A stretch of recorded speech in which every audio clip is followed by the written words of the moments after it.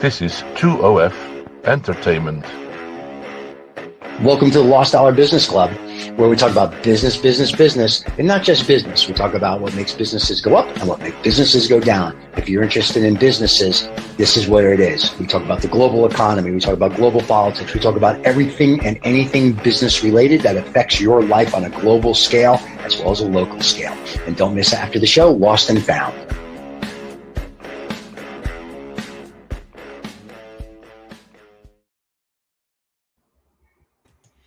Well, here we are. What can I say? The joy.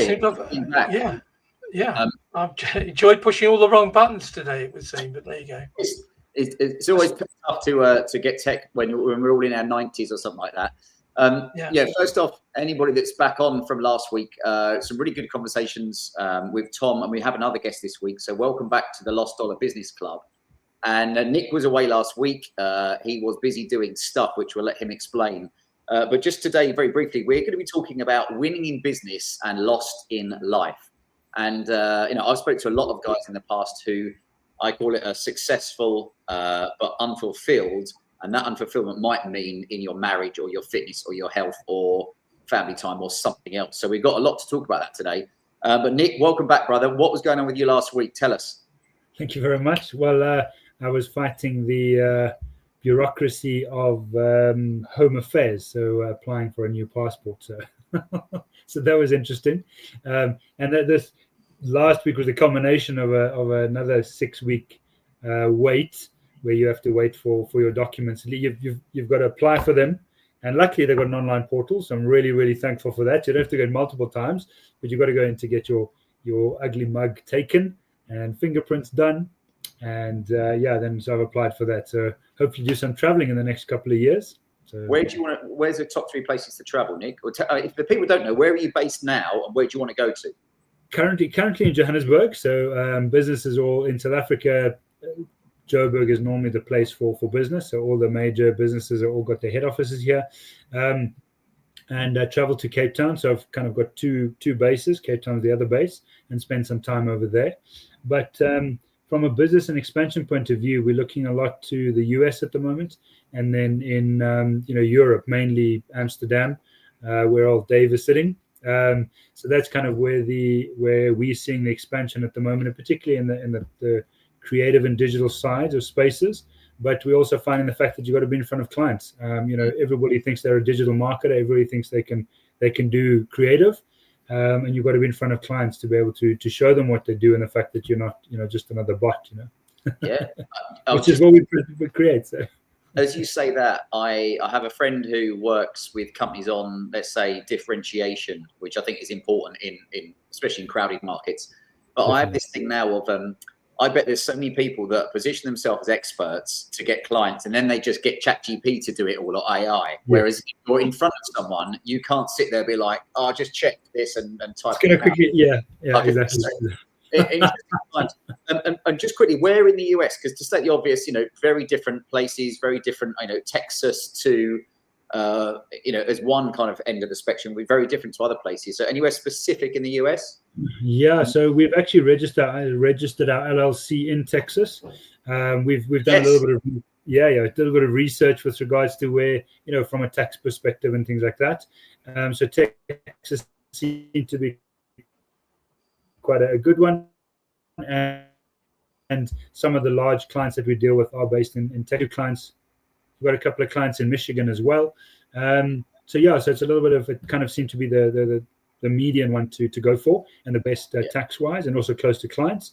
And then we've got some North Carolina stuff as well. So a little bit of all the places. But I enjoy.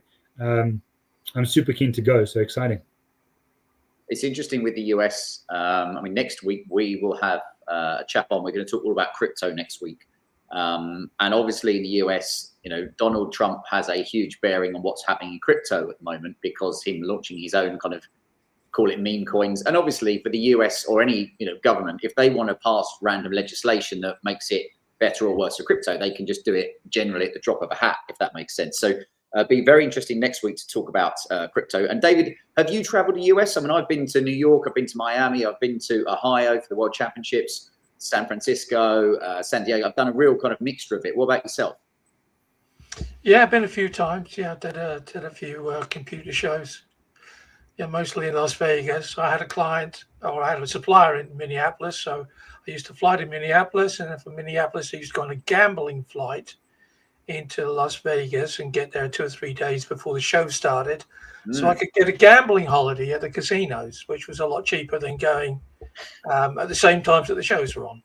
Better rooms, and I was paying like $40 a week or something a night, something stupid, as opposed to 400 it was like 2 or 3 days later. So. I've never been to Vegas. I don't know if Nick has, but David, what is Vegas like? Because I read, and this might be total bullshit, that obviously they're running out of water. Totally mad. Yeah, but they run it. Well, I mean, yeah, it's Vegas. I mean, they got their own artificial lakes, and yeah, I mean, I don't gamble. I mean, I've never gambled. That's not like I don't hold any. There's no moral reason why I don't, other than the fact that I've never seen a poor bookmaker. But yeah, so it's not like, oh, naughty won't get into heaven sort of gamble, but it just doesn't. Just think to myself, well, it's a business, you know, and it's stacked against me. But but I used to go and always stay in the casinos because they were the cheapest place to stay with the best food. Yeah, good stuff to say, but it never ceased to amaze me because I used to get on these really early flights from Minneapolis, like 6 a.m. And it would be full of pensioners. And as soon as they got off the plane, they're straight. I mean, like we're so used to, you know, having to wait a week and a half to get your baggage from the carousel, you know. But because it's an inland flight, but you still got to wait. It's like Las Vegas is famously that you have to wait slightly longer to get your suitcase because the whole hall is surrounded where the carousel is with one-armed bandits. So people just come out, get the nickels, and you know, and they're feeding all these machines, waiting for the bags to come up. David, sounds like you're spreading dangerous conspiracy theories there that they're deliberately manipulating you. They wouldn't do that, David. They're honourable people. Well, it's a business. It's a business, you know. Yeah, it's a fascinating business, but still a business. Perhaps we could talk about gambling at one point because I have some.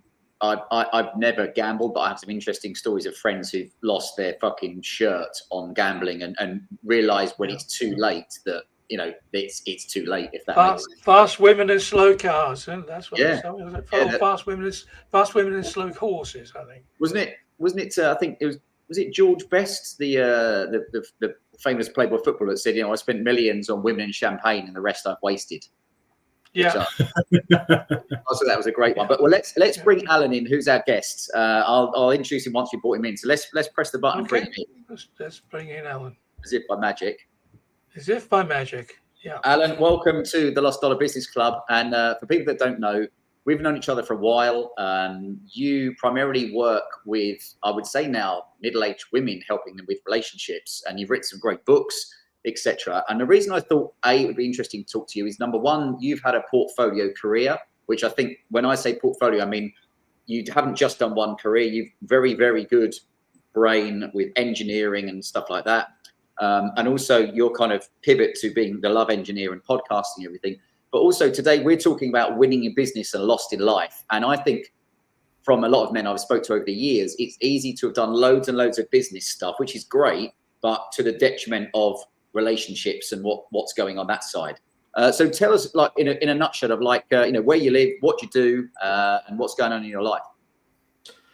Yeah, I live in the delightful town of Evesham in Worcestershire, which is pretty much in the centre of England for those who are in this area and don't know it. And what I do, I'm a dating and relationship coach known as Love Engineer. And I help women that are successful in business or career, but they get stuck when it comes to the relationships because it's a different world. Which is, I would say, I mean, we spent some time together the other week. It's a real different market because I don't know whether David and Nick would agree, but what I said was, I think with relationship coaching, you're much more likely to have a woman want to work with you than a man. I don't know many men. I'm not saying that men don't need relationship coaching, but I bet a lot of them couldn't see the value in working with someone and paying them. But going back to previous career, we mentioned just before we went live, like you've worked in some really interesting kind of sectors. So tell us, I know it's like submarines, warships. Tell us about that. So, yeah, I was trained in HGV mechanics when I was 16, although by the time I actually started college, I'd probably done half an apprenticeship because my dad had a fleet of trucks. So I wasn't out with my mates at the weekends. I was playing with trucks and bicycles, tractors, you name it. Yeah. So I've got a wide array of experience. I think the smallest thing I've fixed is a lawnmower, and the biggest thing is either a naval frigate or an Indian road train. Yeah, so it's a big anything in between. It's interesting because I would say, and I put me in this bracket, I'm rubbish at fixing things, and I'm going to take a wild guess that Nick isn't great either. I'm just putting it out there, and I think that's one of the problems with, when I say youngsters of today, I would say, I'm in my 40s, but, we at school weren't really taught much about how to fix things, which is why you're so dependent on everybody else now, which is a problem. But let's get on to, because the title was Winning in Business, Lost on Life. And I wrote this down because I said it, I wrote an article months ago where it said success on paper means nothing if your personal life is fucked. And I know that's a very technical way of putting it, but it's true. So, from my point of view, there has to be a balance. And sometimes in life, you're in like seasons. Sometimes you might need to work more on your business, and your family life maybe kind of lessens the amount of time you're with them, and vice versa. Nick, how have you managed to balance, work life, personal life? Because if you want to be successful in business, you probably have to put some long hours in at some point. Yeah, I think it's been a challenge, Anthony. I think it's especially during the pandemic times when it was super tough, especially in the creative space. Like literally, we just didn't have any job, right? Like no jobs, right? So we kind of had to grab onto whatever we did. So it definitely has taken a huge toll on the family life, and it's really tough to hold those in balance with one another and try and figure out how to keep the glass balls in the air, as the saying goes. How do you balance those, and just not let the one drop. But it definitely has taken a toll, and then health as well. I think that's the other big one, right? Like the family side is definitely one, but then the health is another big one, which is really, really tough to do. I wonder whether it what's the term looking for? Like it bleeds into your performance at work if things at home aren't going well, and that's why you probably can never have a perfect balance. And actually, I interviewed a guy on my Whole Man Academy podcast a few years ago, and he said very much. He was from Texas actually as well, and he'd launched a business, and he said there is no balance. There's work-life rhythm, and he said sometimes if I'm working on a big project, I have to go to my family, and I think this is really important for people that will be listening. You go to your family and say, listen, daddy or me as a husband has got this big thing. It's going to take more of my time, but what do you need from me that is enough whilst I'm working on it? Is it that one day a week I finish early to go out with the family? What is that one thing that I can do whilst I'm building? Because people have to understand that if you're building a big business or you're working something, hopefully that's for the whole family, but you might have to take some time away from it. David, what about you? How have you managed to balance that kind of being busy with work? I know these days you have like a bit more of a cutoff. Yeah, it's strange because on the one side you have the opportunity to, let's say, to earn more money, to offer more things, material things into a relationship. The bigger house, the bigger car, the better holidays, etc., etc. But the other side is the fact that, for me, it was very much that there comes a point where it's normal to work 60 hours a week. And the issue is that everybody else goes to work. And then when they come home from work, they can kind of switch off from it, or, it's 5 o'clock and they close the door and off they go. And it's incredibly difficult for anybody who's never done it. But if you have a relationship with someone who's also an entrepreneur, then you hardly have any time for a relationship, let alone to do your business. So you need to there are so many people that I've met where the business is starting to take off, and then it happened to me as well. The business started to take off, and then the pressures, the personal pressures, the family pressures just got so big that you were kind of forced. You were being forced to make a choice, but there was no choice to be made. Only the partner think, well, it's either me or you work. But we've got this far because I'm working so many hours a week or doing so much. So it's a good if you're successful in business, you're probably pretty shit with your first relationship. That's probably your first marriage or living together with somebody, because you come out of the starting blocks together in a relationship, but you're miles ahead in so many other things and miles behind in the other bits as well. So trying to find someone to align to that is very difficult. Probably need a love engineer to do, I think. Well, just thinking, it is key if you've got a partner. I saw a great meme a while ago, which was on like Instagram, or whatever, where it had a guy who was like looking at his phone, and his wife is sitting on a sun lounger in a very expensive hotel with expensive watch on, and she's kind of moaned at him about that, and he's like, listen, if you want that stuff, you have to understand I have to fucking do this stuff, which might be a crass way of looking at it, but I understand if you want to have a certain lifestyle, you might need to allow your partner to be working longer to provide for that.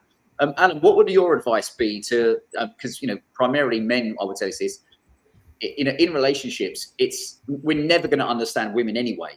So what advice would you give on balancing the business and what women might need?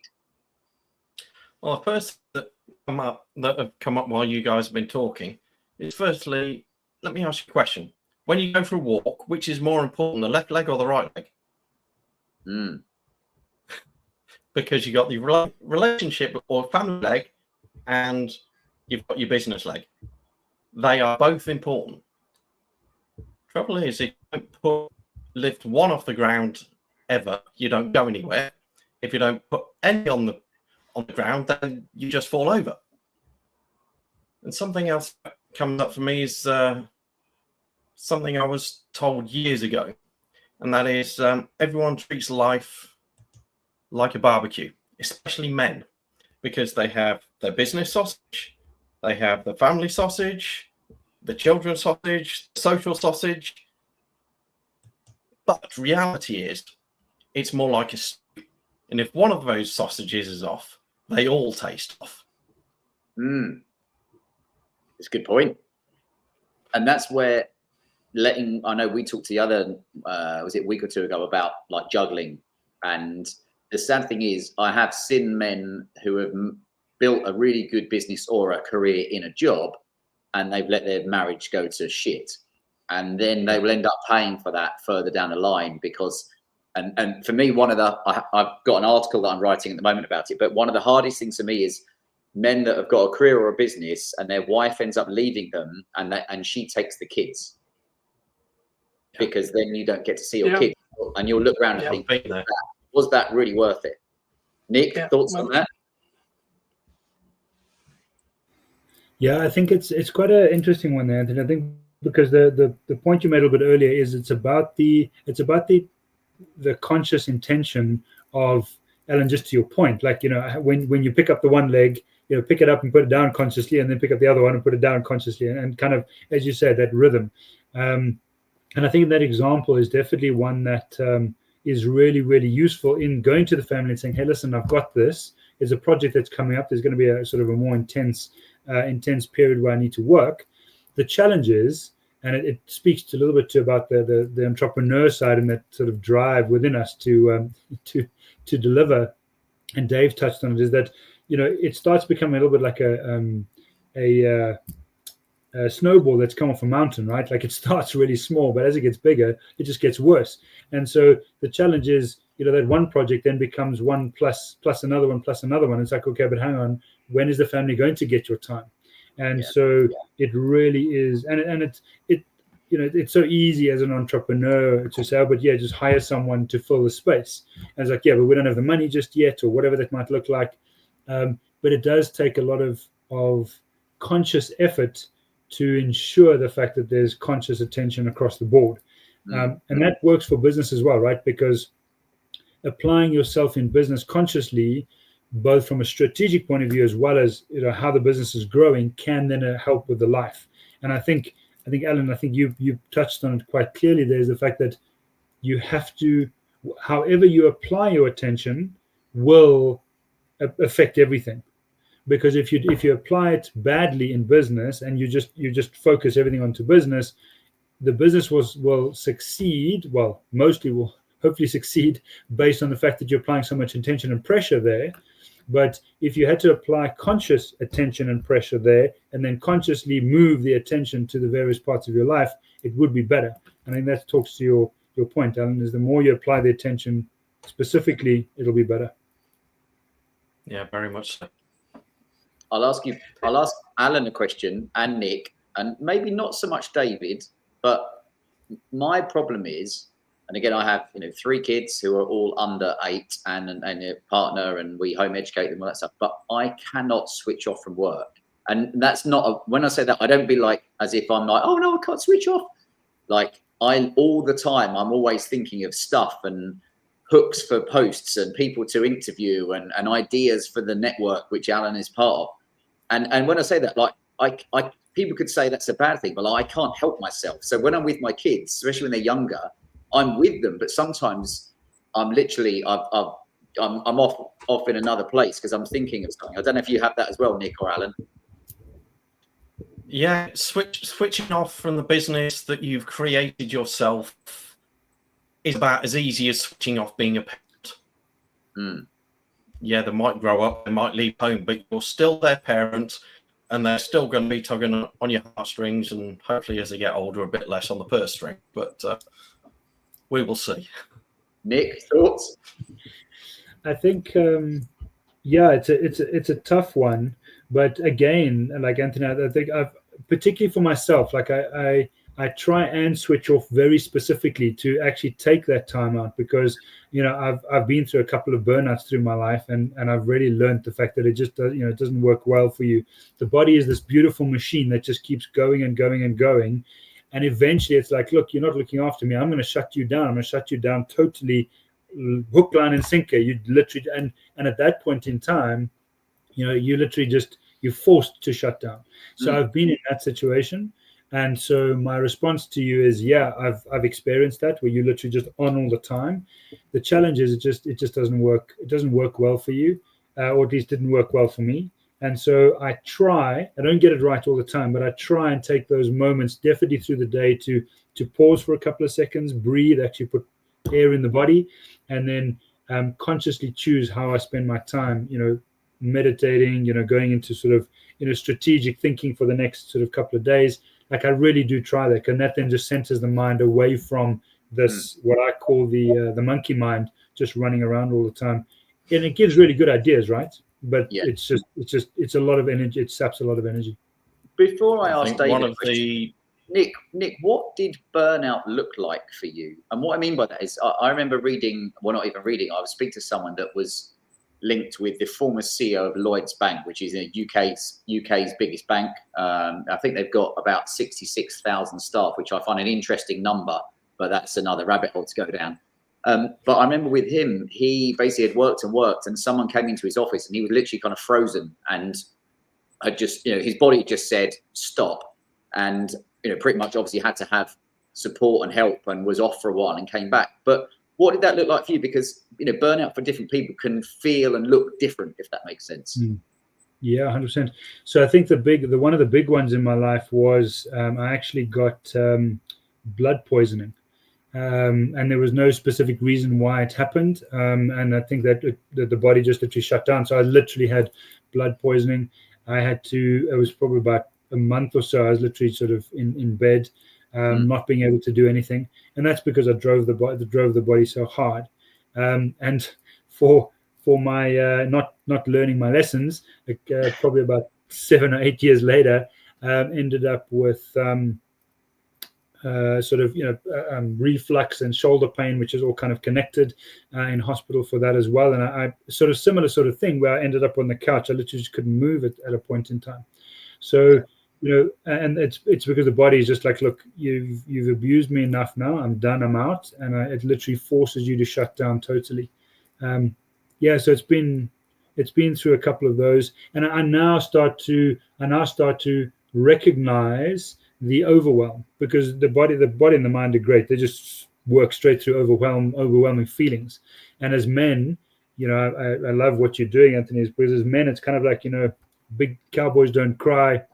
Pull up your socks. You're not allowed to cry in sort of spaces, and that's not about the showing of emotion. It's about the fact that we just got to put ourselves together and just do what needs to be done, right? And actually, it's not about that. It's about being able to say, hey, listen, my pot feels a bit full here. Like, I can feel it hitting over here. Just calm down, go away, take a couple of days, and communicate to the team around you. And that's where the challenge lies. Like, hey, guys, listen, feeling a bit rough at the moment. Give me a day or two. I'll be back on my A game, but just, give me some time. It's really important. And that's why we're going to ask David next. But, I always look at it, especially for men, like we have like a silent pressure cooker. And often the pressure will build up. And then I would say, and I have done for years, at some point the fucking lid will blow off. So you've got to work out how to let that steam out in a controlled way before it explodes, which then looks like suicide, drinking, drugs, violence, self-harm, whatever it is. David, what about you? Because, it's funny, although we're on the podcast, I don't know about much of your previous career. Like, have you had those moments where you're trying to really struggle to juggle the life and the work and the business and everything? I think you just summed it up in that last statement. What was it? Was it burnout, drink, drugs, whatever. Just going back to, before I answer that, just go back to one thing that Alan was talking about. He was talking about sausages, right? And it's really interesting because women always refer to men's memories, which are always related to food. Strange. That's something else to think about. So we as men always relate our memories to food, what it tasted like, where we were. But anyway, irrelevant. So it's interesting, the sausage thing. But I had cancer in 2001. Then I realized, like, the only really important thing, my whole life was my black book. I was wheeling and dealing and getting deals together, licensing deals mostly for software on all platforms, and which was all about networking and all about wheeling and dealing. And then I had cancer, and that took me out for probably, after the op and everything, probably for a good 7 or 8 months, and my black book just evaporated. And then I kind of realized that the only really important thing in life was what I was seeing in my kids' eyes. That was the only most important thing, that they were happy to see me. And the rest, you have to learn to live with it. You're a professional. You're like a professional sportsman. You're going to get injured at some stage. And you either give up and take a different course in life, or you do something slightly less than you were doing before. So not 60 hours a week, but 58. Or you just sort of have to deal with that injury that you're taking with you. I'm not saying that you shouldn't share it, quite the contrary.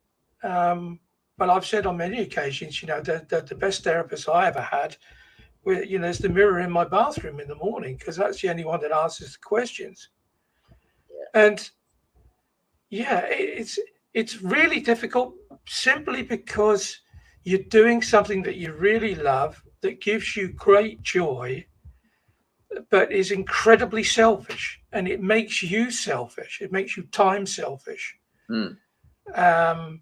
And you have to have someone who understands that or accepts it. That is key. That is key to it. And sometimes it works. I mean, it worked for me for 30 odd years, and then all of a sudden it stopped, literally from one day to the next. And that was my marriage gone 33 years later. but that was accumulation of things from her side of what I was doing and the times and stuff that I was investing in. Yeah, more in myself and more in what I wanted to do than probably in the relationship.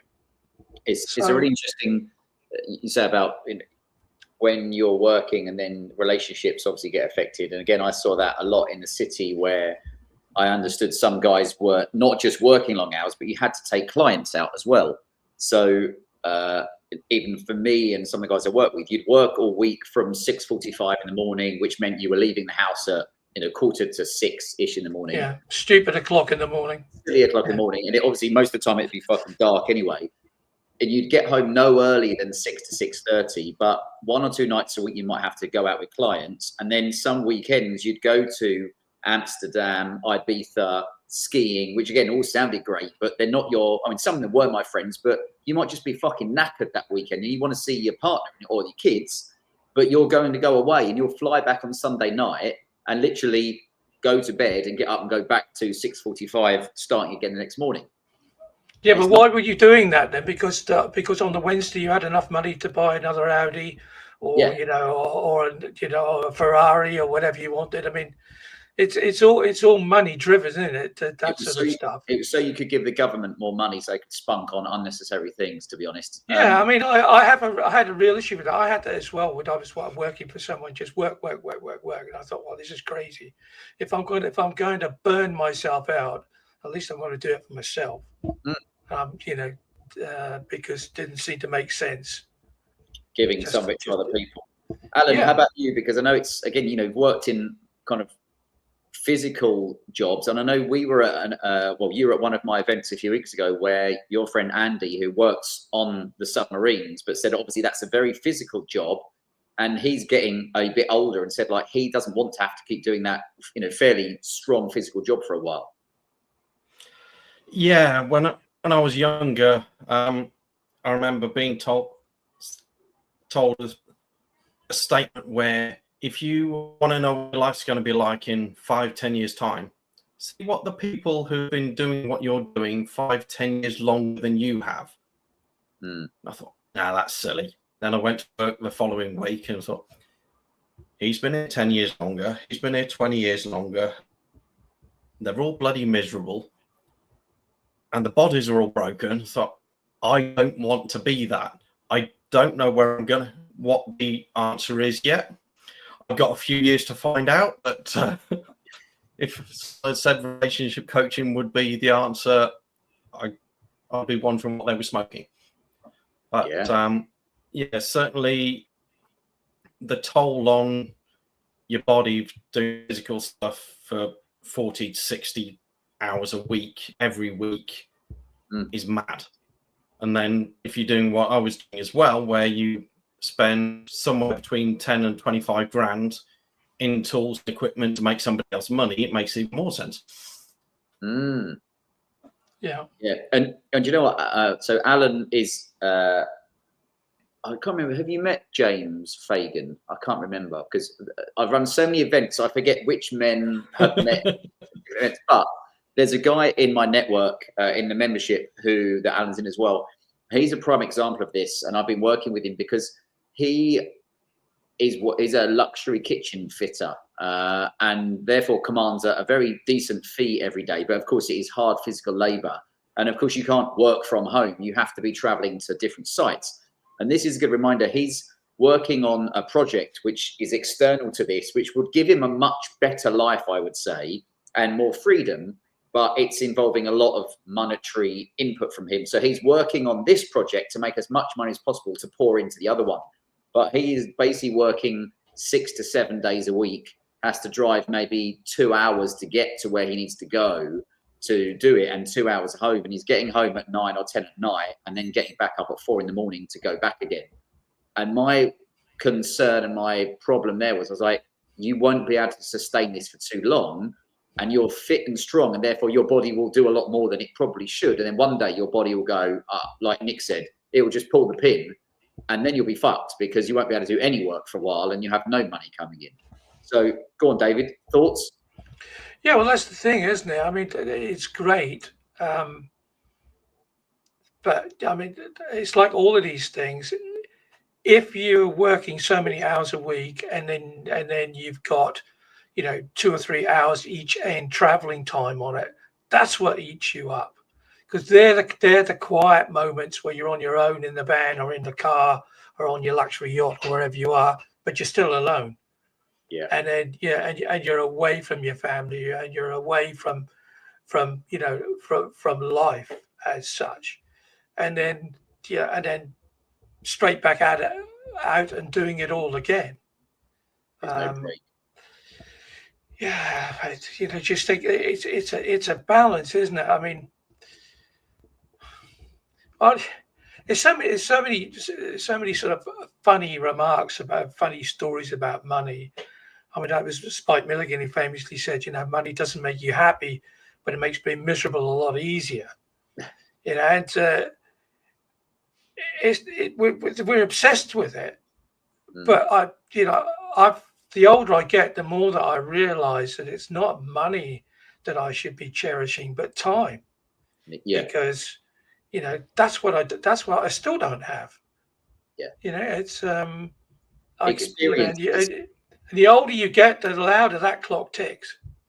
This is where from an article I wrote, I think last year, and talked about this very subject of, sometimes you'll look back, and of course we'll all maybe do work or jobs that we look back and think, oh, I shouldn't have done that. But at the time you did the best with what offers and information and salary you had. But one of the chaps who comes to events, and Alan would have met him, a guy called John, he was an engineer at some of the big car places like Aston Martin. He was an engineer there. And he emailed me one day and he said, something you said, he used to commute, I think, an hour and a half every day, driving wise. And that was the minimum all the way to work.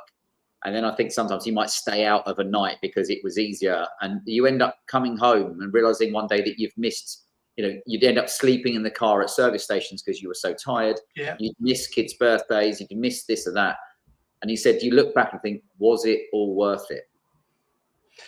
Yeah, I mean, when I was living in the UK, I was repping. I used to go away on a Monday morning and come back on a Thursday night, sometimes mostly Friday afternoons. Yeah. Because that was the only way to do it. But it's and that's not healthy in any way, shape, or form. It's all right, when you're young, free, and single, but the moment that you commit to somebody, and more importantly, that they commit to you, because they have no idea. They don't know what as my friend always calls me, an entrepreneur. They don't know what us entrepreneurs do. They don't know what it costs. Yeah, we have to pay a huge fee every day for that luxury to put that title behind our names.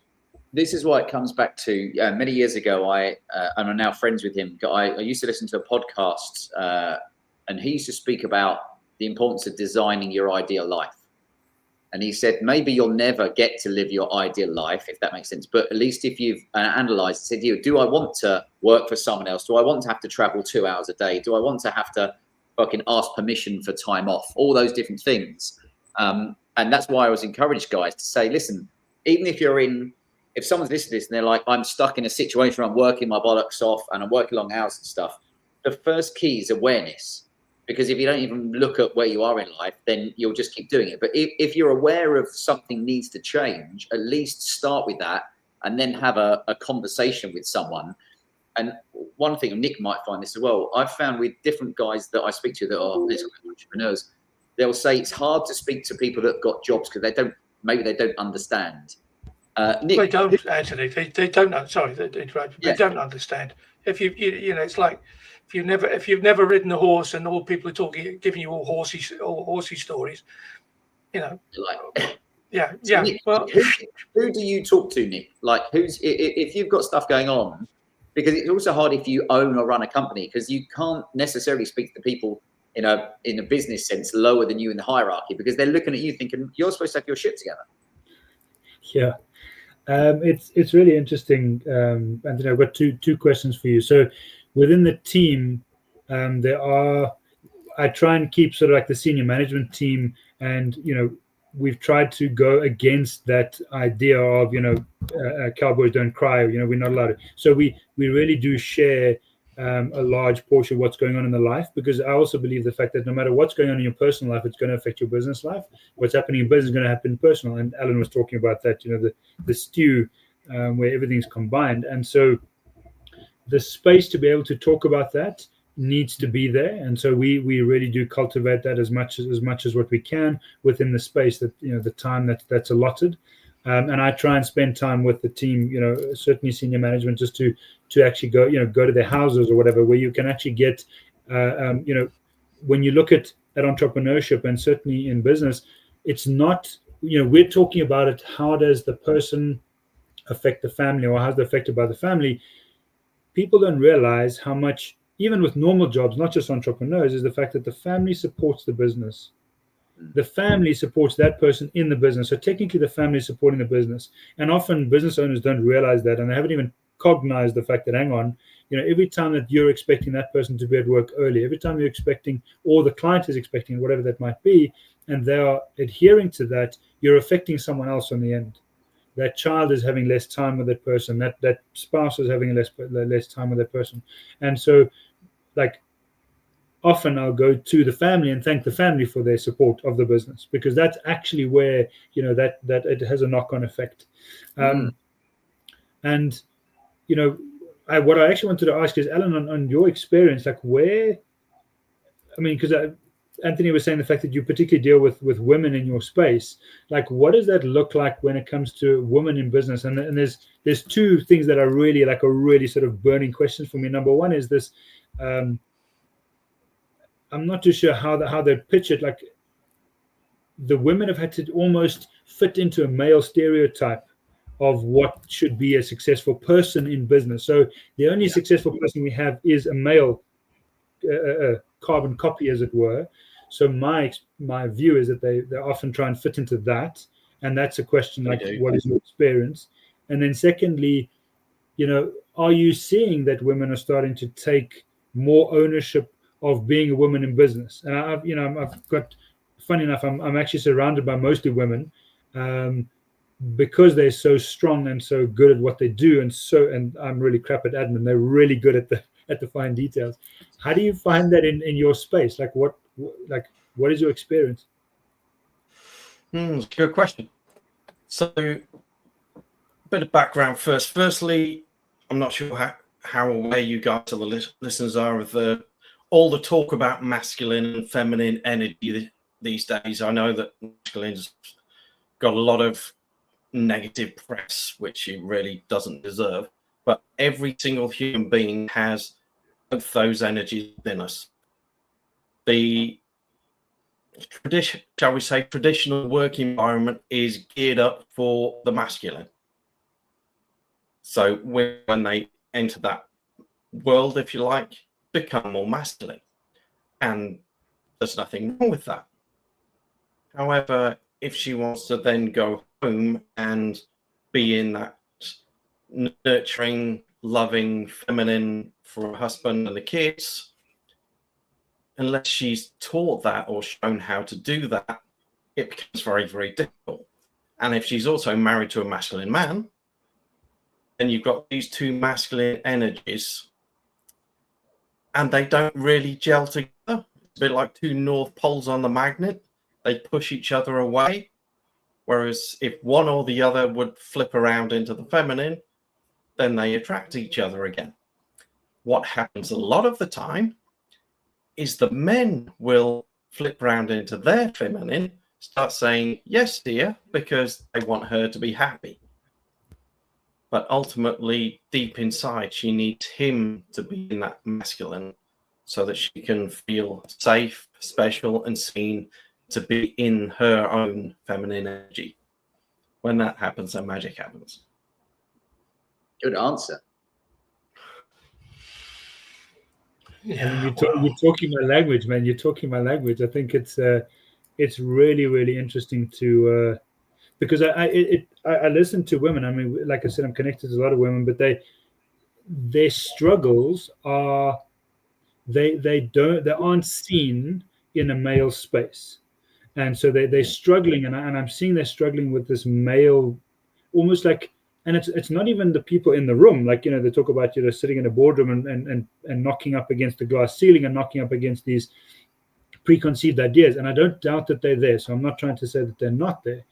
But very often I hear them knocking up against things which are actually self-imposed or potentially imposed by, them, they, whoever them and they are. And I was quite interested, like, how do you see them do that? Or how do they process that with you? Or how do you process that? Because I understand the male-female energy. I love that, by the way, because it's so interesting to play with that in yourself and others, and to see how the male is almost, the male-female has to sort of even itself out, and we've got hundreds of years of quelling the female, so there is problems there. But the overkick is a bit of a problem for males, and I think we need to just understand that and be sensitive to that. But how do you see that play out in business, where they almost like, those impose things on them, and then how do you deal with them, and how does they deal with them? That's a good question. A lot of it comes down to communication with them, listening to them so that they actually feel seen with me. Otherwise, it's just another space where they're not seen. And just to answer another dynamic to your question, how many guys in the workplace don't feel seen? Because a lot of the places I've worked, it's the overachievers, the ones that are committed to making more money for the company, they get seen. And the arse kissers get seen. And the rest kind of blend into the background apart from the troublemaker. And it doesn't matter what the gender those people are, they're the ones that get seen. Thoughts on that, Nick?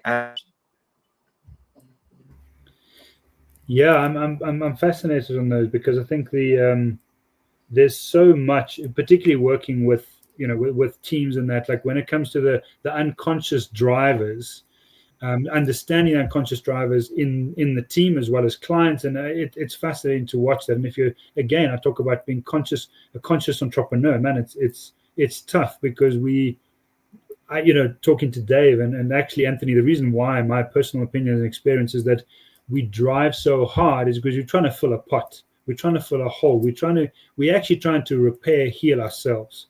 And that's one of the reasons why we drive so hard. We all want to paint it with this bullshit of, I'm doing it for my family, and I want more money, and I want to go onto the yacht and all that bullshit. My experience is it's not that. There's a hole deep inside us that needs to be filled, or that we want to fill, and we think that this particular thing is going to fill that. And until you realize that actually nothing's going to fill that other than yourself, and you being able to fill that, it then changes the outlook on what you do and how you do it, and how you deal with people in business and your teams and clients. David? I'm still on the journey, by the way. Like I'm proper on the journey. Like there's nowhere now. I haven't arrived at anything. It's just Geez. I think it's a never-ending journey, to be honest. David, thoughts on that? Well, two things really. First of all, Alan, probably, I don't know if it's me or that everybody's having a bit of a problem with your microphone this week, but you must come back on in the next couple of weeks. We're going to do a show just on being a love engineer, because we haven't even touched on that today. So that's an open invite. So please do that. Yeah. I think Nick's right. It's an inadequacy that we have. Or a pebble in your shoe or whatever. And it doesn't matter how many people you work for, they don't fill that hole. And so there's something which thinks, I'll just do that. Maybe I think if you're not an entrepreneur as well, maybe you're just incredibly curious, and that curiosity is what Nick was alluding to. This hole has to be filled. You're always trying to work something out. How do I do this? How do I do that? Because there's nobody you can ask, because you've chosen not to ask them. And not saying that you like Nick has a great team. I'm sure of it. I've had a lot of experience with Nick and his team, so I know they do great stuff. But at the end of the day, it's just think, how does that quite work? Or how do I do this? Or how do I do that? And that's that curiosity. which keeps us all moving forward. And that's self-consuming as well, of course, so we're back to what Alan was alluding to. This just being yourself excludes, and the success of being yourself, and that success of being yourself then you're an entrepreneur or top sportsman or whatever. Top sports people have the same problems as entrepreneurs. They look at the wake of poo that they leave behind them in relationships. So yeah. Anyway, we'll come back to another show for that because time's eluding us this week, I think. I was going to say, before we go into Lost and Found, for me, one of the big things, and it sounds obvious, but it comes back to like understanding your why. And if you're a guy who hasn't got kids and a family, maybe you can work more because you don't have to create space for them. But if you're chasing the money and the house and the private school and the car and everything like that, which is all nice things to have, but you can't do it at the detriment of your family life, because those things, you'll realize the older and wiser you get, those things mean fuck all. Whereas, like as David said, time and for me experiences count for a lot. And I'll just drop in very quickly just to impress you. Of course, when I worked in the city, I had zero flexibility at all. It was Monday to Friday. Unless you had a day off, that was it. But today I took my two sons swimming for an hour this morning. And I felt it's like weird because you're looking around. You're like, I'm doing something that, it's so alien to me even now to be just like taking the morning off to take your kids swimming. So anyway, David, let's, you're going to run drop. Alan might wonder what we need.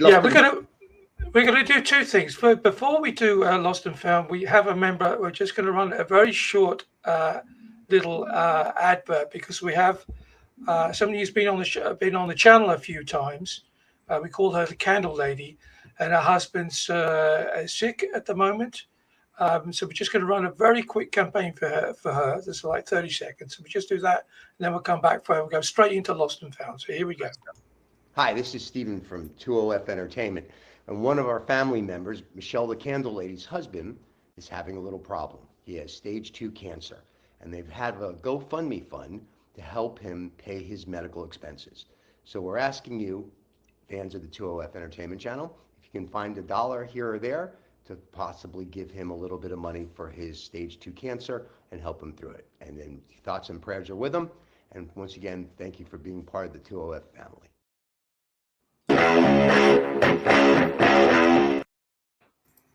Yeah, so that's a little bit of something that we want to do for them. And now Lost and Found, I think. Just run it. Ever wonder how millions vanish into thin air, or how a single dollar can make all the difference? Join us on Lost and Found, where we dive into the wild world of financial mysteries. From misplaced fortunes to unexpected windfalls, we unravel the stories of people, companies, organizations, and even governments who've lost and found millions. Lost and Found, because every dollar has a story. Beautiful. There you go. I find myself now, whenever I'm gazing the news, which is all dread-filled anyway, but I see lots of Lost and Founds around. So, Nick, do you want to go first? Yeah, please. I'm able to share my screen here, Dave. I just click on the share screen, right? Yeah. Let's pop that. And Better be a good one. We're gonna go. What I'm seeing, this one. No, we've got nothing coming up. You maybe have to. So next time I have to preload this stuff. So. Yeah, no, we've got it. We've got it. Just hang on. Here we go. There we go. Are you seeing my my word? It's not as pretty as yours, Dave. Oh, here we go. We'll just add it to the. Then we just add it to the stage. Here we go. 100%. Cool. So the found dollars. Old President Trump has just had one of the an appeal overturned. So he was in for $500 million, and that penalty's been tossed out. So I think that's a bit of a found dollar. He was potentially Sorry, yeah, 100%. And the second one I found, unfortunately, WH Smith lost 600 million due to a 30 million accounting error. So one of their subsidiaries gave a incorrect accounting, or there was some accounting challenges that came through, and unfortunately that affected the markets, and they lost 600 million. So that's a proper heavy loss there. Whoops. There you go. That's them done. I always love stuff like that, because like, how have you managed to get that so wrong? And who sat there one day and was like, like, Dave, you got a minute? Yeah, can you just have a look at this? Yeah. I might have, yeah. I think Yeah, you remember that 300 million we had? Well, you know, it's gone, mate. You know, it's gone. I might have mobbed it. Well, I'll go next if that's all right. David. Yeah, I know. You normally leave all mine till last, because mine's not right. the most serious aspect. My contentious just up on screen. There we go. So I know no one here will know what OnlyFans is, just like you won't know what Pornhub is. Promise. But I saw that OnlyFans, the owner, who I think is, trying to think what his name is. It might be on the next slide. A Jewish chap who's been paid 700 million in dividends as the platform is about to be sold. And I think it's, in fact, as I say, if there isn't a cashback for that, then nothing can be. My big question is, why would you want 700 million, as if that would make you happy? But you can sure do some good shit with it. But David, if you can put up the other slide that uploaded as well. Owner of OnlyFans has paid a record $700 million. It's only 520 million pounds, 23 million. So it's nothing really. There you go. That definitely gets that then. The payment to old Radvinsky, and it says Ukrainian American entrepreneur, but I'm pretty sure he's Jewish, but just there must be a typo. But adds to the more than 1 billion in dividends he's already received from the business. If nothing else, that's been one hell of a business, if that makes sense. So I find it very interesting that there is, there's money in muck, if that makes sense. But anyway, so moving on, David, you're next. Yeah, where there's muck, there's money. That's what I used to say. So mine, I always try and try to bring something really sensible into this show, because sometimes it gets a bit too ridiculous. So this is mine, and I'll leave it up to you to tell me whether or not you think it's either a lost or a found dollar. Here you go. This is my contribution this week. This is a 3D print, which you can print out yourself and turn your keyboard into a cheeseboard. There you go. Only on this show.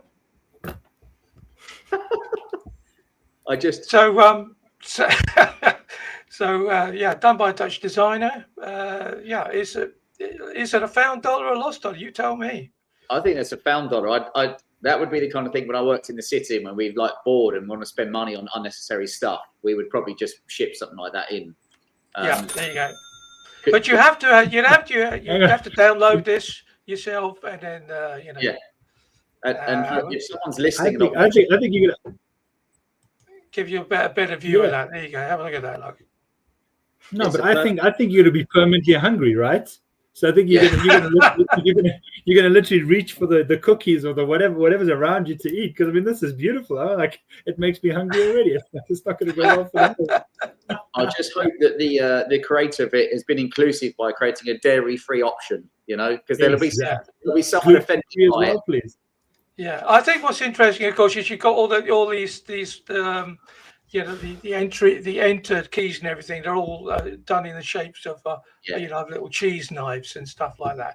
Anyway, you did found dollar, lost dollar. You tell me, guys. Go on. I like it. I'm going found. Found. Nick. I'm going to go for found, but man, the poor guys with the health challenges. There you go. And for you, Alan, something you'd like to have it.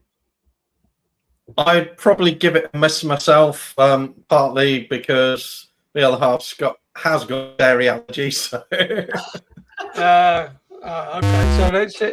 It's 3-1. So you fucked it, Alan. It was 3. We were on for a clean sweep then. Well, funny enough, I mean, to end the show on the least technical thing of a cheese board that is shaped like a keyboard.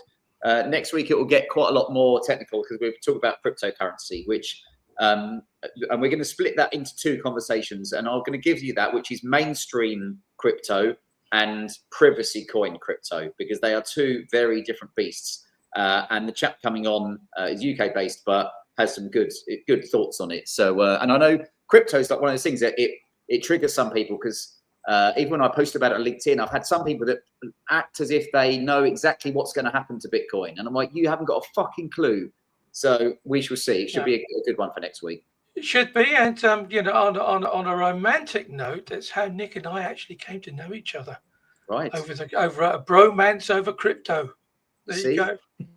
Bring from all over the world together in crypto harmony, to be honest. Yeah. But Alan, I appreciate you coming on, brother. And again, you're part of my network, which is important to me, and hopefully it's valuable to you as well. And we'll be dragging you back on the show at some point, because we've got definitely. He has to have his home show. The whole show would just be called The Love Engineer, because anybody who dares to call themselves that has to have a little bit more time than we're giving him today. I like it. And as always with people, well, firstly, David, Nick and Alex, great to spend some time with you guys. And remember, for anybody else, for you, if you're watching, listening, we'd love you to subscribe. Who's calling me? I'm popular. Actually, the man that's just phoning me is going to be on the podcast soon, because he's got an enormous online personal development business. So he's probably trying to book in a slot. Yeah. But yes, remember to like and subscribe, obviously, but we'd love you to comment on any parts of the show today. If you find work-life balance hard or anything like that, comment, and we'll love to hear from you, basically. Yeah, and I was just about to cut you off after you said enormous, but you carried on from that. So until next week, everybody, have a great time. Bye-bye. Bye-bye.